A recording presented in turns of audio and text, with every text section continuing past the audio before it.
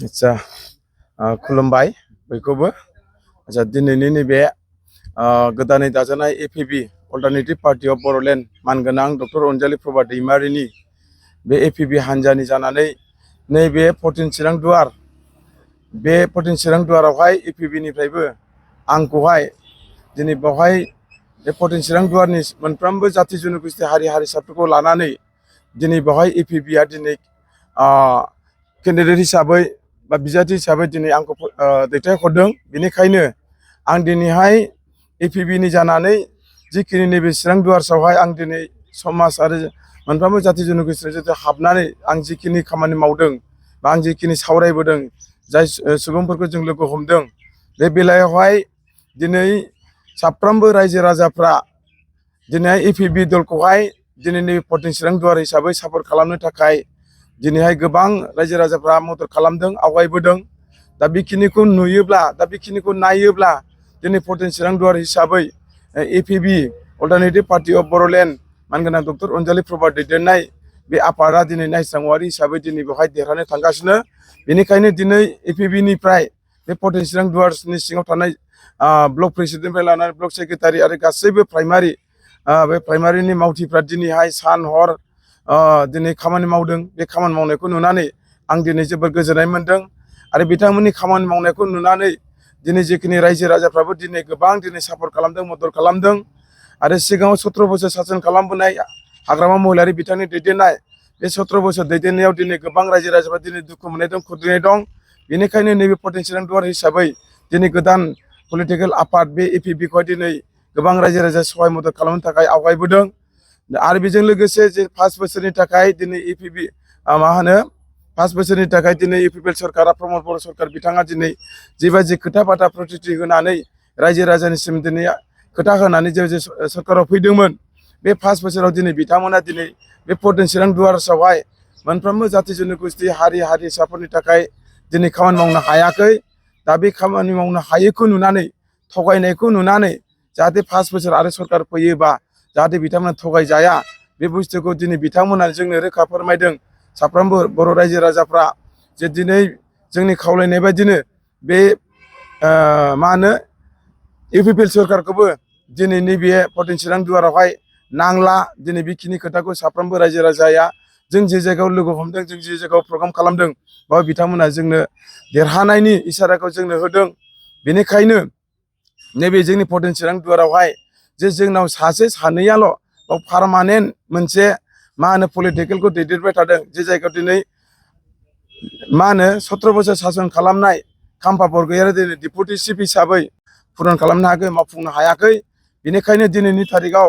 बे एपिबि दलखौहाय दिनै गोदानै बिजाथि हिसाबै दिनैहाय जोंखौ बजबदों। बेनिखायनो दिनै 17 बोसोर सासन खालामनाय बिपिएफखौ दिनै बिथांमोना नागारनो थाखाय दिनै जोंनो खोथा होबाय। बिदिनो जायगा जायगा गामि गामि जोंखौ गामि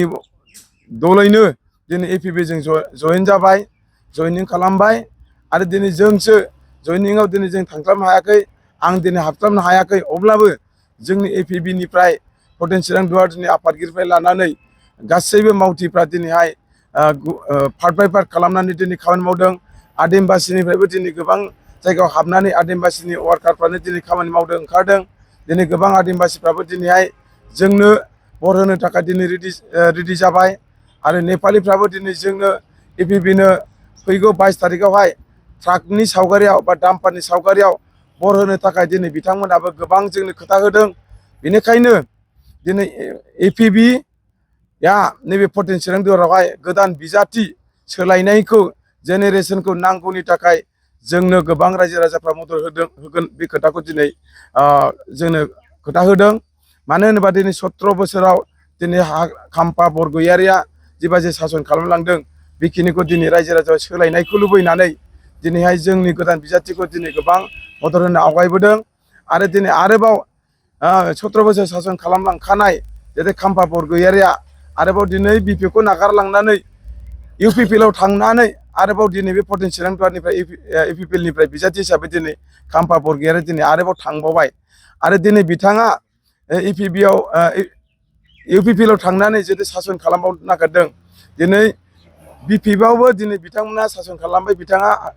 खाम्फा बरग'यारिया आरो दिनै इउपिपिएलआवबो दिनै बिथाङा जुदि टिकेट लानानै जुदि सलायबावोब्ला जोंनि नैबे पर्टेन चिरां दुवारावहाय खाम्फा बरगयारिनि मोनसे फेमिलि केन्द्रिक दिनै बेबायदि जानो थांबाय थानो नागिरदों मोनसे पलिटिकेल मा होनो फेमिलि केन्द्रिक पलिटिकेल जानो थांबाय थानो नागिरदों ओंखायनो दिनैनि थारिखआव नैबे 22 बोसोराव जिबायदि दिनै बिटिआर सरकार सलायबाय प्रमद बर' सरकार सलायबाय हाग्रामा महिलारि सरकार सलायबाय बेखौ दिनै रायजो राजा सेटिसफाइ गैया गोजोननाय गैया बेनिखायनो दिनै जोंनि एपिबिनि जुदि गोदानै दाजानाय बे दाजानाय आफादखौ दिनैहाय गोबां रायजो राजानि जाथि जनगोष्ठीनि माखासे खामानि मावनांगौनि थाखाय आरो जोंनि एनडिपिनि फाउन्डार रन्जन दैमारि बिथांखौ दिनै बख'नांगौनि थाखाय दिनै बे एपिबिआ पलिटिकेलनि गेजेरजों जोंसो बख'नो हाहैगोन मानो होनबा दिनै 5 बोसोराव प्रमद बर' बिथाङा दिनै सिगनेटरि रन्जन दैमारिखौ बख'वाखिसै एनआइए सिबिआइ एनआइए नांनाय बिथांमोननि केसखौबो दिनै बिथांमोना फोजोबाखिसै सिबिआइआव थानाय केसखौबो दिनै बिथांमोना फोजोबाखिसै आरो दिनै गोबां हाइनान्स नन हाइनान्स आरो आउट अफ स्टेटआव थानाय केस जेलाव थानाय बिथांमोनखौबो दिनै प्रमद बर' सरकारा एनडिपिनि सिलाय बारु गथायनानै सारेन्डार जानाय गथायनानै एकर्ड जानाय बिथाङा दिनै एकर्डनि सिगनेटरि रन्जन दैमारिखौ दिनै 5 बोसोराव दिनै बिथांमोना मावफुंनानै लाबोनो हायाखिसै जोंखौ बख'वाखिसै बेनिखायनो दिनै बिथांमोना रन्जन दैमारिखौ दिनै पलिटिक्स खालामबाय राजनिति खालामबाय दिनै मावफुङाखिसै एनआइए आरो सिबिआइनि केसआबो दिनै सल्भ जायाखिसै बरंस प्रमद बर' बिथाङा सानसे समाव दुलाराय बर' फरायसा आफादनि आफादगिरि जानानै बिटिसिनि सिङाव थानाय जिहेतु माखासे भेन्सार हाइ स्कुलफोर जोंनि बिटिसिआव 228टा भेन्सार हाइ स्कुलफोर दङ दिनै बिथांमोना बेखौहाय दिनै 6.3 क्ल'ज थाखानायखौनो दिनै दुलाराय बर' फरायसा आफादाबो दिनै मावफुंना लानो हायाखिसै आरो प्रमद बर' सरकाराबो गावनो खुद सानसे समाव हाग्रामा महिलारिखौ रायग्रामोन जे दिनै भेन्सार स्कुलाव मानो थानो मोनखो अबे मोनसे स्कुलाव दिनै सिंगेल मास्टार जाखो बेखौ दिनै बुंग्रामोन नाथाय दिनै गावनि सरकारावनो दिनै प्रमद बर' सरकारा दिनै गंसेबो स्कुलखौ गभर्नमेन्ट खालामनो हायाखिसै आरो 10टा कलेजसो दिनै गभर्नमेन्ट खालामदों होननानै बुंदों बेखौबो दिनै गभर्नमेन्ट खालामनो हायाखै मिसा मिसि रायजो राजाखौ जोंखौ थगायदों मिसा मिसि दिनै दुलाराय बर' फरायसा आफादफ्रा दिनै मा खालामदों 10टा कलेजाव गभर्नमेन्ट जादों होननानै दिनै बम गावग्लुंलायदोंमोन जादों लोंदोंमोन नाथाय दिनैनि थारिखआव आसामनि सासे सबसे देरसिन मिनिस्टार बिस्वजित दैमारिया दिनै स्पष्ट खालामबाय बबे मोनसेयाव बिल पास जादों बबेयाव आयेन जादों आं मानो मिथियाखै दिनै बिथाङा जेला बिजेपिजों इउपिपिएलजों जेला जुदा जालायबाय आलदा जालायबाय अब्ला दिनै खोथाया रोखा दिनै प्रुफ जाबाय आरो दिनै सान्ति जादों होननानै बुंदों इउपिपिएल सरकारा नाथाय सोरनि थाखाय सान्ति जादों एनडिपिनि आखायाव हाथियार लानाय सिलाय बारुखौ जुदि गथायनानै सारेन्डार जायामोनब्ला दिनै सोरनि आखाइनि हाथियारखौ लानानै दिनै इउपिपिएल सरकारा दिनै सान्ति होननानै बुंदों दिनै एनडिपिनि सिलाय बारु गथायामोनब्लानो दिनै बे बिटिआर एकर्डआ दिनै सान्ति जाया एकर्डबो जायामोन नाथाय दिनैनि थारिखआव गोबां एनडिपिनि समयसाखौ दिनै इउपिपिएल सरकारा मावफुंलाङाखिसै दिनै रिहेबिलिटेसन एक्सग्रेसिया साख्रि बाख्रिनि बाथ्रा दिनै बिथांमोना थगायै 5 बोसोरखौ दिनै बिथांमोना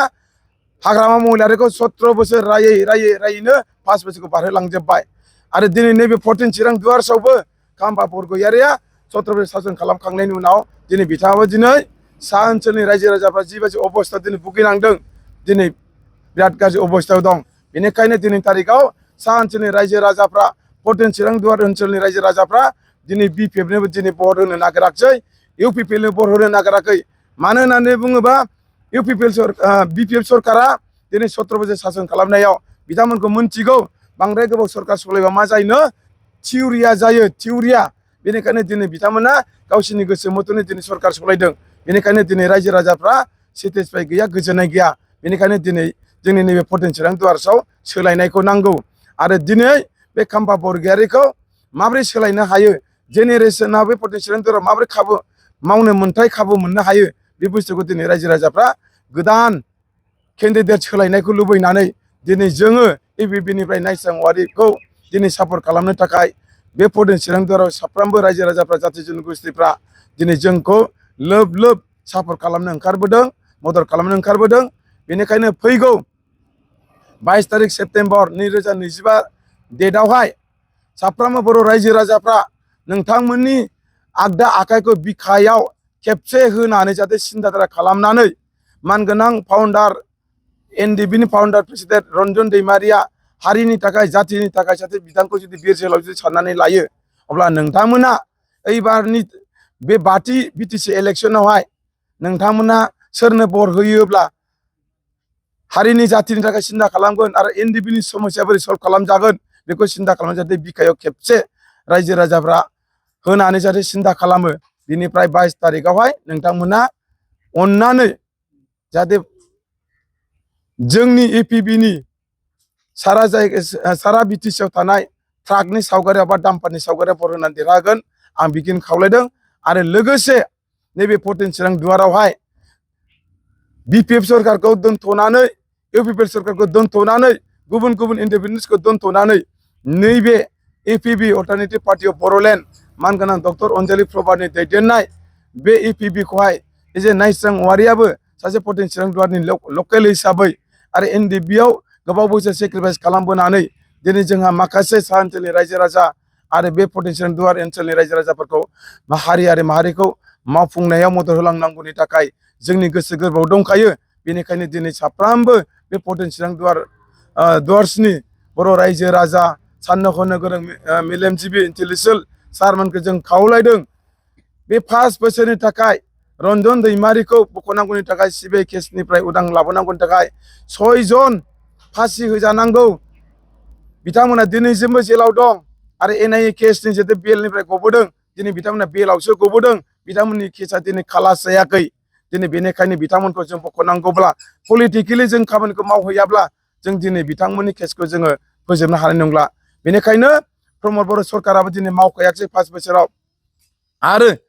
बिपिएफ सरकाराबो जोंनि एनडिपिनि माखासे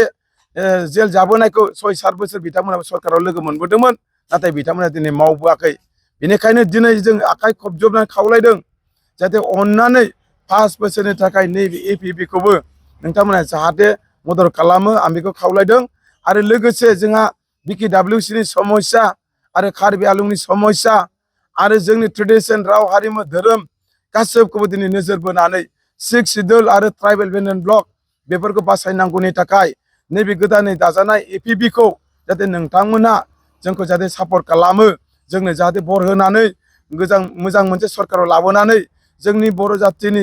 मोनफ्रोमबो जाथि जन'गोष्ठी हारि हारिसाफोरनि समस्याखौ जोंनो जाहाथे खामानि मावनो थाखाय सरकाराव फैनो थाखाय जोंखौ हेफाजाब होयो। आं बेखिनिखौ दिनै नोंथांमोननि चेनेलनि गेजेरजों खावलायहरदों जे अननानै प्लिज नैबे फटिन चिरां दुवारनि रायजो राजाफ्रा फैगौ 22 तारिखआवहाय नायस्रां औवारिनि सिरियाल नाम्बारा 6 नाम्बार बे 6 नाम्बार सिरियालनि सावगारिया जाहैबाय ट्राक डाम्पार बे सावगारिया बर होनानै देरहाहोनो हायोब्ला आङो बे ओनसोलनि साफ्रोमबो रायजो राजाजों जाथि जन'गोष्ठी हारिफोरजों मिलायनानै खौसेथि थानानै समाजनि खामानि मावनो थाखाय आं आवगायलांगोन। आं बेखिनिखौ नोंथांमोनखौ खावलायनानै आंनि बुंनायखौ बेखिनियाव दोननाय जाबाय। थेंक इउ खुलुमबाय। जोङो बेनि गेजेरावनो नुनो मोनो जे नोंथांमोननि जिथुनाखि लोगोफोर बा एनडिपिनि माखासे सोद्रोमाफोर बिथांमोना नोंथांमोननि नैबे एपिबि हान्जाखौ मदद खालामालासेनो गुबुन गुबुन दोलोफोरावहाय मदद खालामनायखौ नुनो मोनदों। दा बैसोर बिथांमोनखौ नोंथांमोना एनडिपिनि जानानै मा खावलायहरनो सानो बा नैबे एपिबि दोलोनि जानानै मा बुंहरनो सानो मा खावलायनो सानो? नोंनि सोंनायनि बाथ्राया खोब गुरुत्वपूर्ण। नंगौ जोंनि एक्स एनडिपिफ्रा माखासे गुबुन गुबुन दलाव दङ जेरैहाय बे एनडिपिनिनो मोनसे आफाद हिसाबै दिनै जोङो जन्म होबाय एपिबिखौ। एक्सुवेलि एक्स एनडिपिफ्रा दिनै गुबुन गुबुन पार्टियाव दङ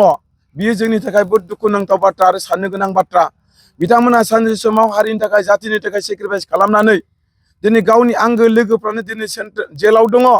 केसा गोबां केसा दिनैसिमबो जोबाखै। दिनै बेफोरखौ मावफुंनांगौनि थाखाय जोंनि एक्स एनडिपिफ्रा बे एपिबि दाजानाय बे पलिटिकेल आफादावहाय बिथांमोना सापर्ट खालामनांगौमोन। नाथाय जाय बिथांमोना दिनै गावनि आफाद गावनि पार्टि पलिटिकेल पार्टिखौ दिनै बिथांमोना सापर्ट खालामाखै जों बिथांमोनखौ जों अराय सम खावलायदों दाबो सम दं अननानै नोंथांमोना जि सिलायाव नोंथांमोना दंहैयो जि पार्टियाव दंहैयो नोंथांमोना गोसोखौ सिन्था खालामनानै गोसोखौ हमथानानै जोंनि नैबे एपिबिआव फैफिननानै जोंनि समस्याखौ मावफुंनांगौनि थाखाय नोंथांमोनाबो दायित्व दं। जेरै फाउन्डार प्रेसिडेन्ट रन्जन दैमारिया जोंनिनो बिगोमा जोंनिनो बिफा दिनै बिफाखौ नोंथांमोना आलाय सिलाय गारनानै थांनानै गुबुन गुबुन दल हंगतनाव थांनानै नोंथांमोना गावसोरनि साननाय हनायखौल' फुरन खालामनो थाङोब्ला बे बेसेबांबा गिदिर पाप फाबनांगोन दा बेखौ जुदि नोंथांमोना जुदि सानालासिनो गुबुनफोरनि दल हंगतआव थांनानै गारि मथर दाब्रायनायनो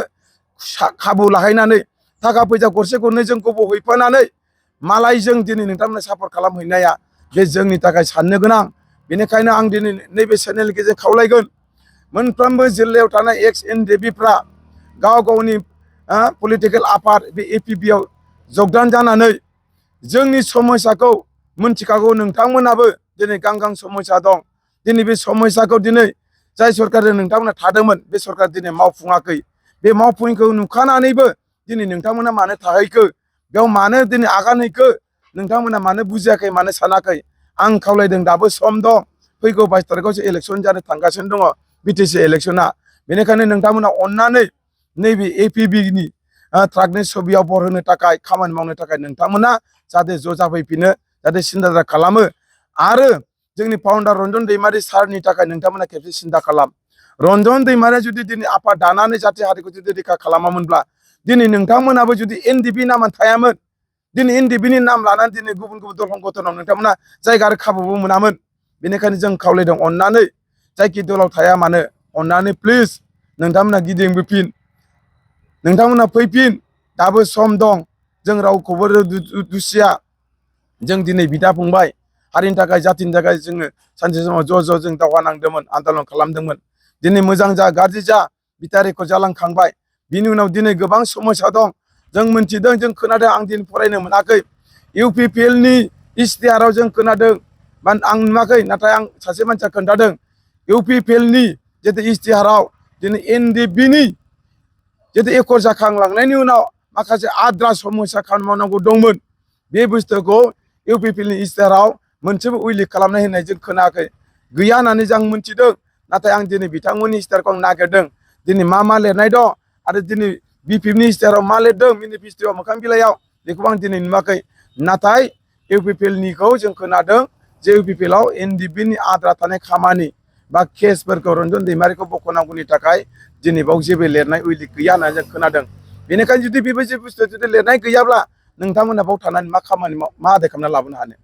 थाखा फैसानि सारा जेबो गैया। थाखा फैसा दिनै देरसिन नङा। थाखा माने मिसा होननानै बुंदों दिनै जोंनि एपिबि दलनिफ्राय। बेनिखायनो जुदि नोंथांमोना थाखानि थाखाय जुदि थांदोंब्ला फैसानि थाखाय जुदि थांदोंब्ला नोंथांमोना बिराद गिदिर लामाजों भुल लामाजों थांदों जों दिनै नोंथांमोनखौ जों सानगोन। बेनिखायनो दिनै सम दं नोंथांमोना अननानै एक्स एनडिपिफ्रा